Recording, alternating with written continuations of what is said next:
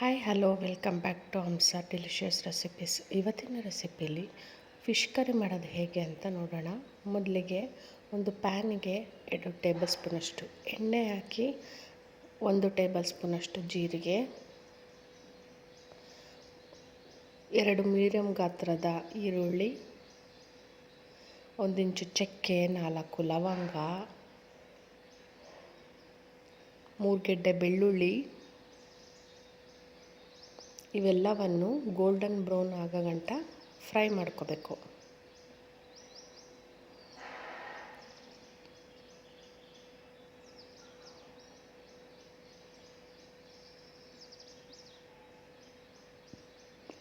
ಒಂದು ಇಂಚು ಶುಂಠಿ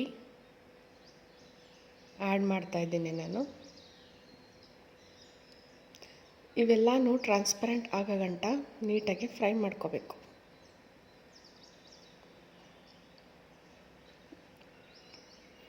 ನಂತರ 4 ಮೀಡಿಯಮ್ ಗಾತ್ರದ ಟೊಮ್ಯಾಟೊ ಹಾಕಿ ನೀಟಾಗಿ ಫ್ರೈ ಮಾಡ್ಕೊಳ್ಳಿ.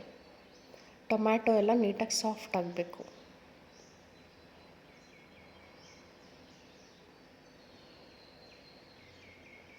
ಫ್ಲೇಮನ್ನ ಆಫ್ ಮಾಡಿ ಕಂಪ್ಲೀಟಾಗಿ ತಣ್ಣಗಾಗೋಕ್ಕೆ ಬಿಡಬೇಕು. ಒಂದು ಮಿಕ್ಸಿ ಜಾರ್ಗೆ 1 ಬೌಲಷ್ಟು ತೆಂಗಿನಕಾಯಿ, ನಿಂಬೆಹಣ್ಣು ಗಾತ್ರದಷ್ಟು ಹುಣಸೆ ಹಣ್ಣು, 3 ಟೇಬಲ್ ಸ್ಪೂನಷ್ಟು ಬೇಳೆ ಸಾಂಬಾರು ಪುಡಿ, ಹಾಗೆ ಹುರಿದಿಟ್ಟಿರುವಂತಹ ಮಸಾಲೆ ಎಲ್ಲವನ್ನು ಹಾಕಿ ಫೈನಾಗಿ ಪೇಸ್ಟ್ ಮಾಡ್ಕೋಬೇಕು. ನಂತರ ಒಂದು ಪ್ಯಾನಿಗೆ 4 ಟೇಬಲ್ ಸ್ಪೂನ್ ಎಣ್ಣೆ, ಹಾಗೆ ರುಬ್ಬಿರ್ತಕ್ಕಂಥ ಮಸಾಲೆ, 1 ಈರುಳ್ಳಿ ಎಲ್ಲವನ್ನು ಹಾಕಿ ನೀಟಾಗಿ ಮಿಕ್ಸ್ ಮಾಡ್ಕೋಬೇಕು.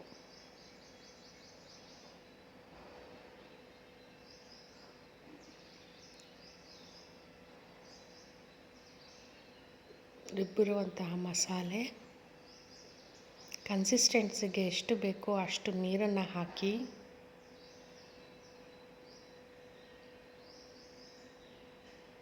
ರುಚಿಗೆ ತಕ್ಕಷ್ಟು ಉಪ್ಪು, ಸ್ವಲ್ಪ ಪುದೀನ ಸೊಪ್ಪು ಹಾಕಿ ಚೆನ್ನಾಗಿ ಸಾಂಬಾರು ಹಸಿ ವಾಸನೆ ಹೋಗೋ ಗಂಟ ಚೆನ್ನಾಗಿ ಕುದಿಸ್ಕೋಬೇಕು. ಸಾಂಬಾರು ಕುದಿಯೋ ಹಂತದಲ್ಲಿ 1 kgಯಷ್ಟು ಫಿಶ್ನ ಹಾಕಿ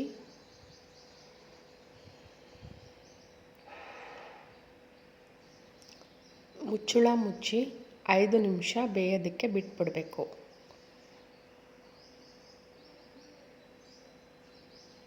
ಫಿಶ್ ಕರಿ ರೆಡಿ ಆಗಿದೆ.